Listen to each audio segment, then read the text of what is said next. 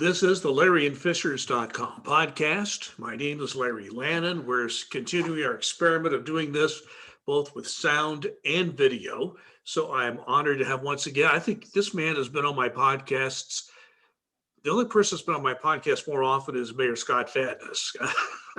But I've got Richie Hall with me right now, the sports editor, the Hamilton County Reporter. Richie, it's always a pleasure to talk to you. Thanks for coming on.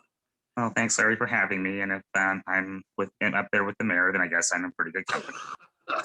Well, it's nice of you to say that. I just want to say right up front, and just for full disclosure, I've had a partnership with the Hamilton County Reporter for several years.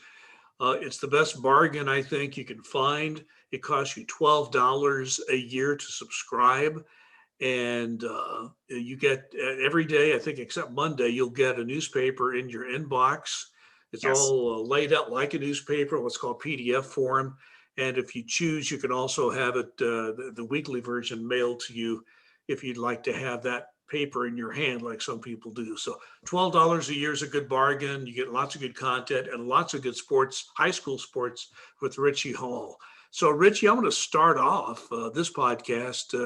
We're recording this on April 7th of 2021. It was just a few days ago that Carmel won the boys state basketball championship, which I know is always a thrill. Carmel's had so much success. You wonder if they get used to it. But actually, I would have to think, and I'd like your view on this, it must be different this time since, they were a contender a year ago and there was no boys basketball tournament a year ago. So that has to mean a little more to them now.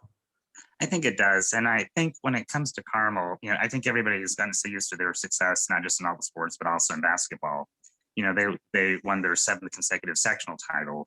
And you think, oh, well, it's getting kind of, pretty routine for them. But one thing that Coach Ryan Osborne has been saying is that they've been, enjoying every win, like even, the first round of sectionals, the semifinals, and then the sectional championship. And I think that, that probably does have something to do with the fact that they, couldn't continue on their season last year. But he's really got them focused on one game at a time and enjoying each step of the process and understanding that, even if you go on seven in a row, winning a sectional title is a big deal.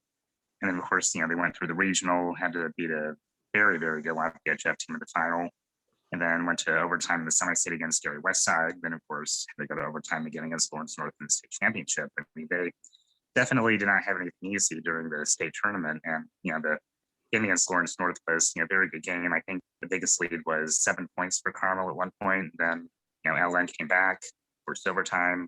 Carmel was able to get a couple of big baskets in the overtime and were able to hold on from there. Josh Wack made 7 of 8 free throws. Connor Joga had some big shots. He won the mental attitude award, of course. So it was Carmel was able to just, once again, get focused and win state again. I as somebody as a consumer just watching on TV at home, I had to choose, do I watch Carmel Lawrence North or do I watch Gonzaga UCLA? Now, I recorded Gonzaga UCLA and I saw it later. That was a terrific game. But yes. I have no buyer's remorse. I really loved watching that Lawrence North Carmel game. It was a great high school basketball game.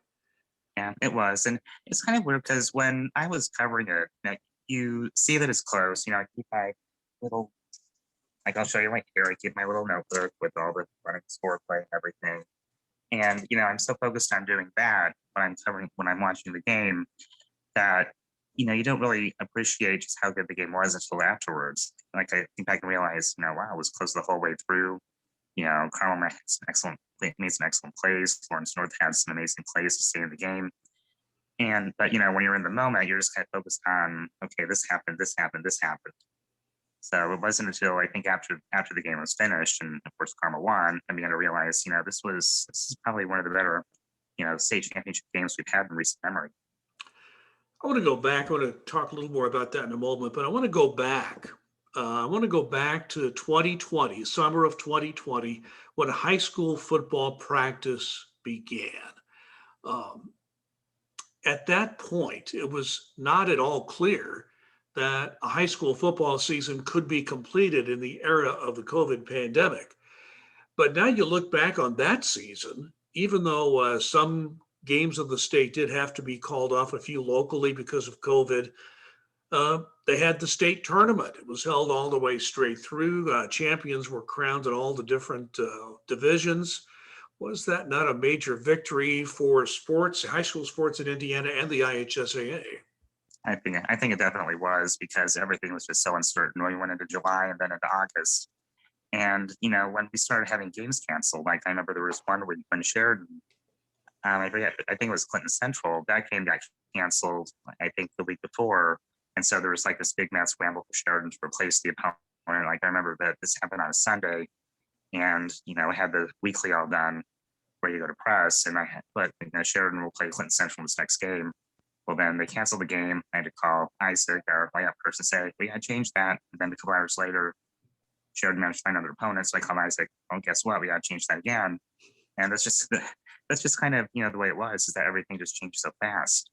And I think there probably was that fear. When we started having tournament games get canceled the fall, we started to have that fear of, oh, are we going to be able to get the season done? But thankfully we were. And every single state championship, every single sport has been able to be played through the fall and the winter, which obviously things are getting better with the numbers now, although I am a little concerned that Hamilton County is back under a yellow advisory as of today. So, we got to start, being careful.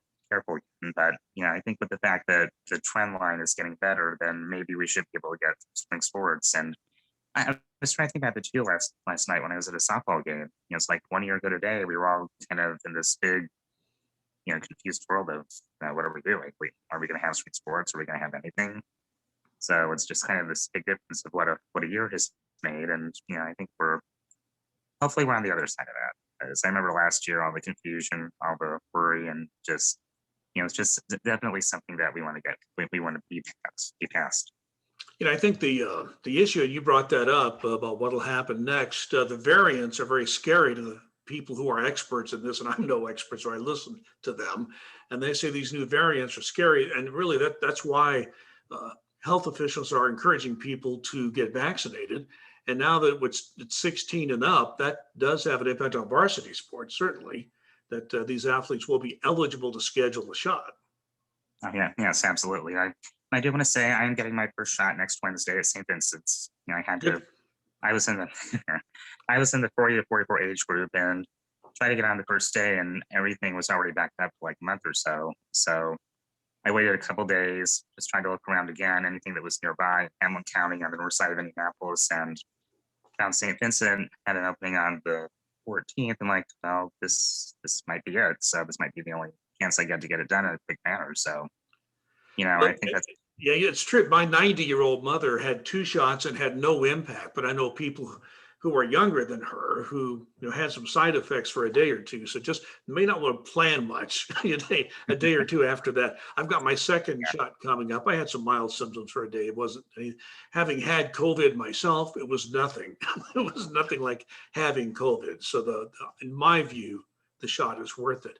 One other point on this sort of area here, covering the school board, I do remember our local superintendent of schools, Alan Bohr for HSE, told the school board at one point, I think it was during the fall, that most sports teams, both high schools and even some teams at the lower level of grade levels, were dealing with COVID, and there were people who were basically told to stay home for 15 days in that particular period.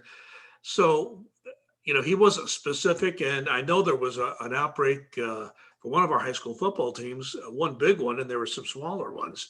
So I'm just curious, you've got your ear to the ground on all of Hamilton County. Was this something going on, particularly last fall, with schools throughout the county, or were we fairly lucky in that regard? I think considering how bad everything was in the fall and the winter, I think we were pretty typical. I mean, probably there were some counties that had it better, some counties that had it worse. But I know that we had several teams that had to stop their season for 2 weeks because somebody tested positive. They had to do the contact tracing, and all that. And I do want to say that if we had a team that wasn't playing, our policy at first was just not to put that in, just because we weren't sure what would violate HIPAA laws and what would not. Usually a coach would say something afterwards once they came back. But I know that you had several teams, you had several basketball teams, several in the winter, several volleyball teams in the fall. The football teams, I'm sure, did, but I don't think I remember any. But I think there was like maybe one. I think it was maybe Southeastern that had one game canceled. I I think you're forget. It's right. been I well. think so. Yeah. Yeah, it's funny though is that I was going back through some of the old basketball games last night or this morning to put together all county teams, and I was looking through like January 29th or something, and that seems like years ago now, even though it was only 2 months ago, considering like where we were in terms of dealing with COVID and everything.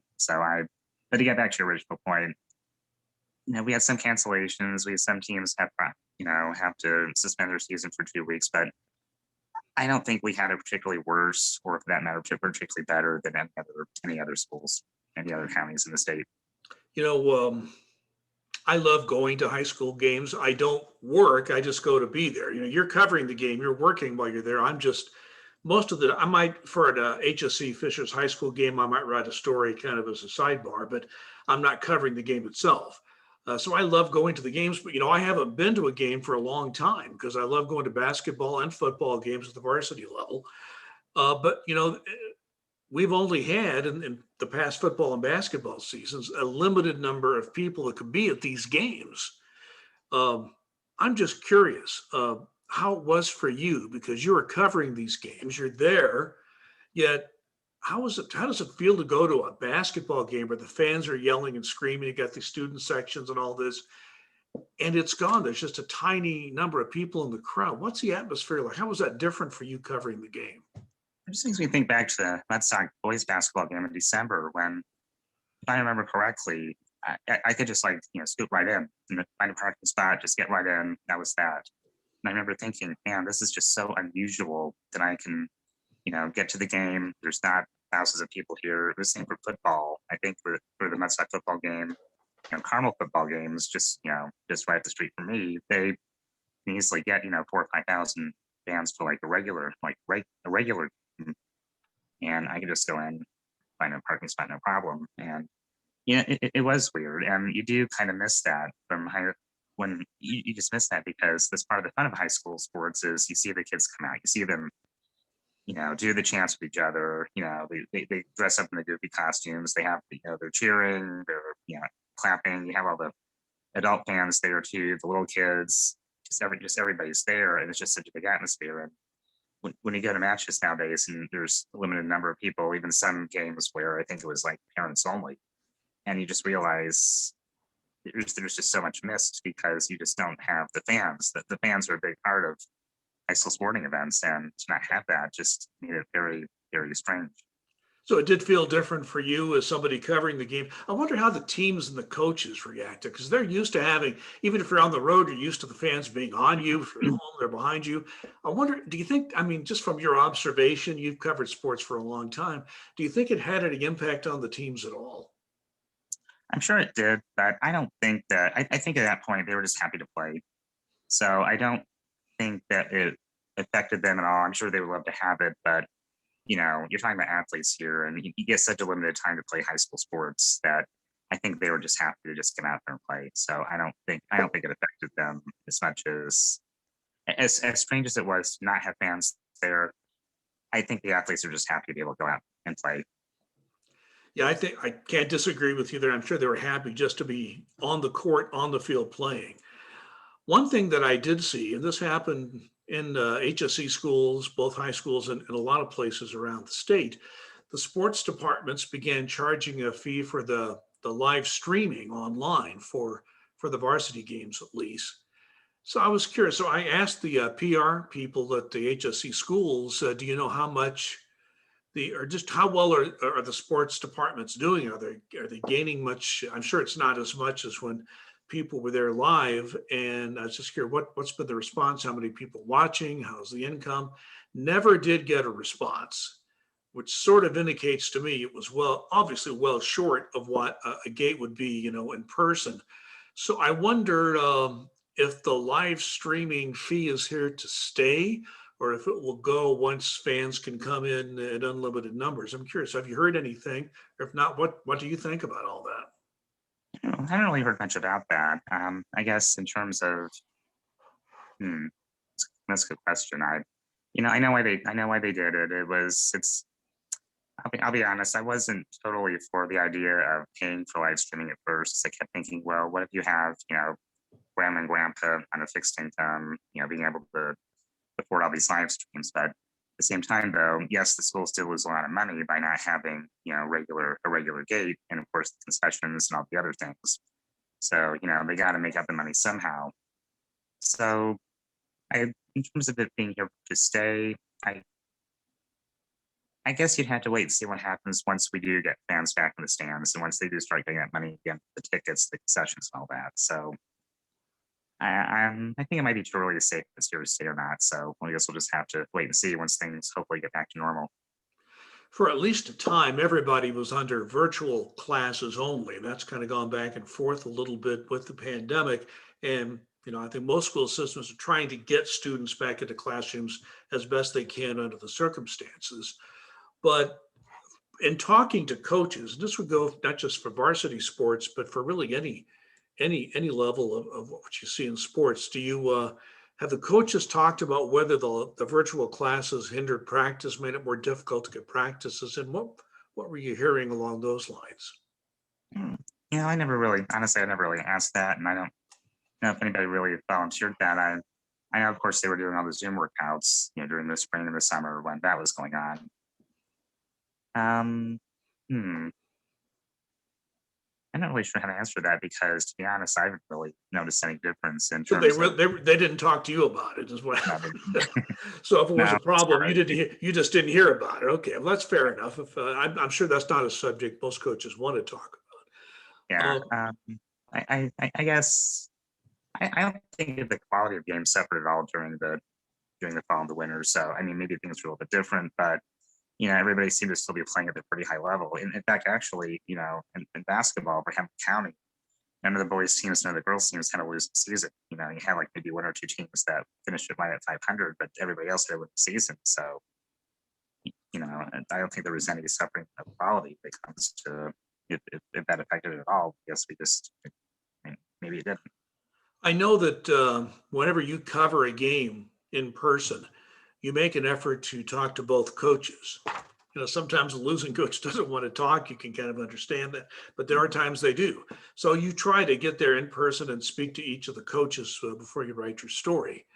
With the pandemic, have the coaches been willing to talk to you, maybe with distance and masks and that kind of thing, and or was it done remotely? How were those contacts worked with you? Whenever I went to a game, I would always maybe be able to talk to a coach in person. Of course, we would have masks on, and there would be some coaches who would do distancing, but we were still able to talk in person. For football season, I made more of an effort to call coaches because usually during football season, I'm kind of running around to like one or two or three different schools. I couldn't do that as much this year, but I made an effort to call coaches on the phone, and and they'll talk to you if you call them. But the only thing that was different was when we did for the boys basketball state championship, we had to talk to the coach and a couple players afterwards by Zoom, which of course is the reason why I got Zoom.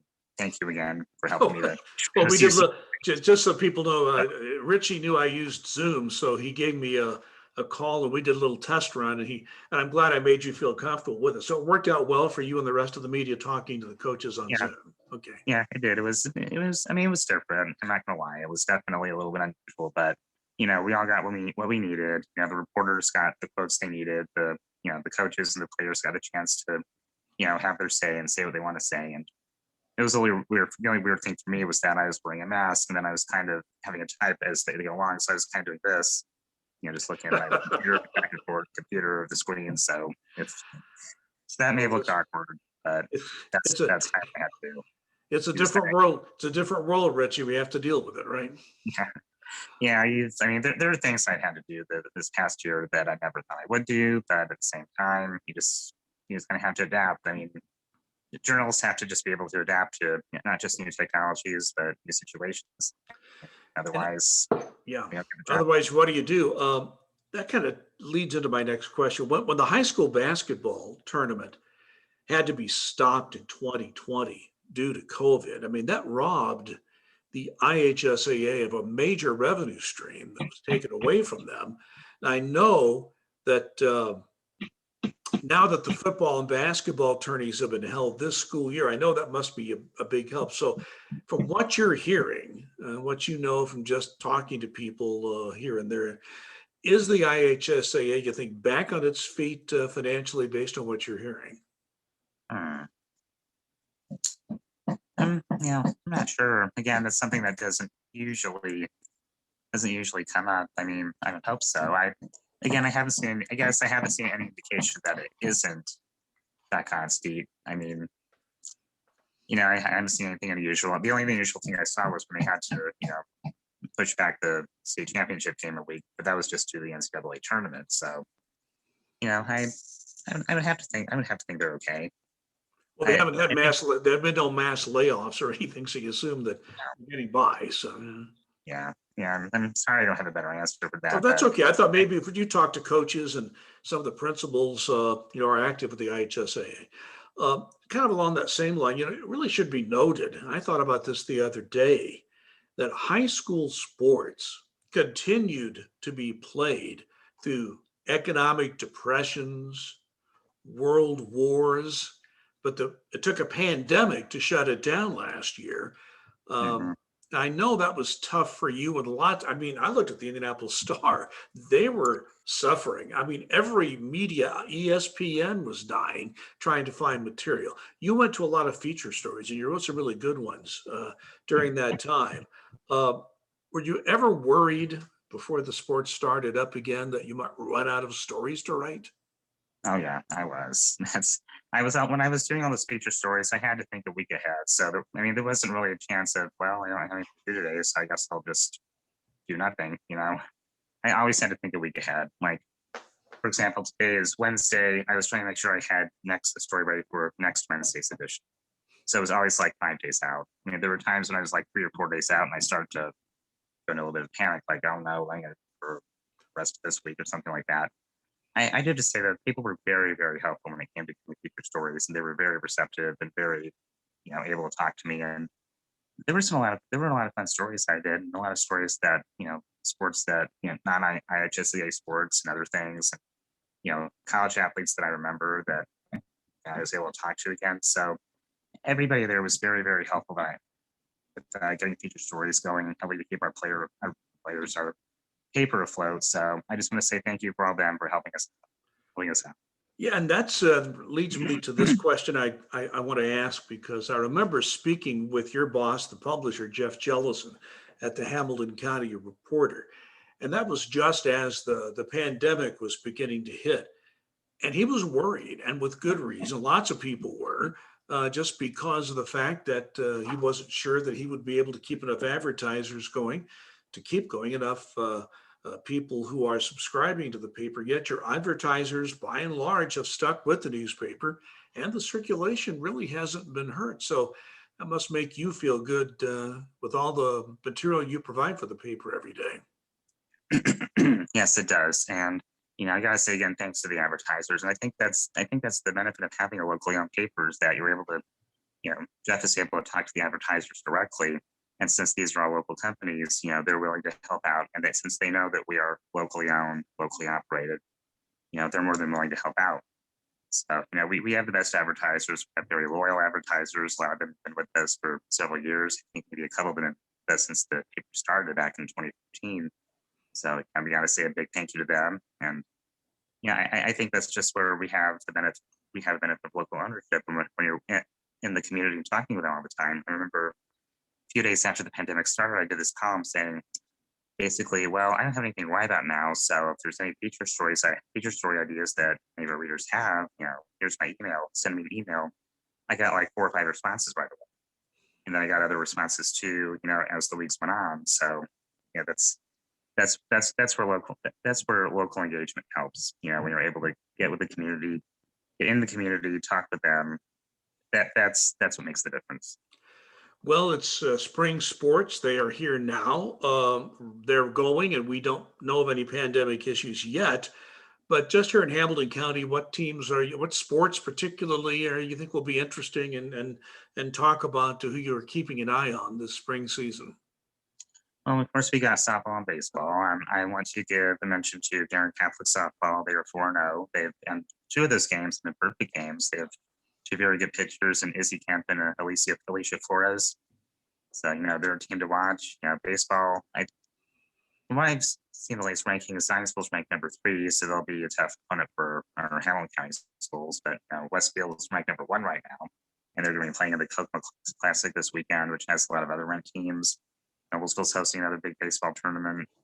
Fishers and stuff. Fishers playing Zionsville tonight, so there's going to be a lot of big baseball games going on. Track and field, I'm interested to seeing.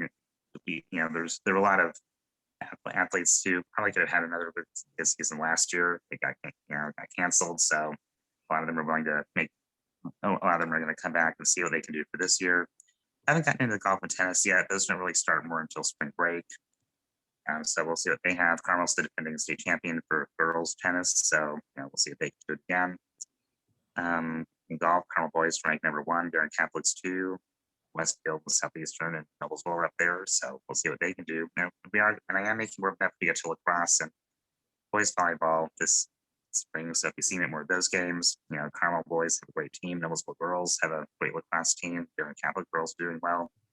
So if we can stay healthy, we can keep working to get the pandemic to finally curve a little bit, finally start to fade away, then it'll be a very busy spring sports season, and it'll be a very exciting one too. Well, we're about ready to wrap up. Anything you'd like to add before we end all this?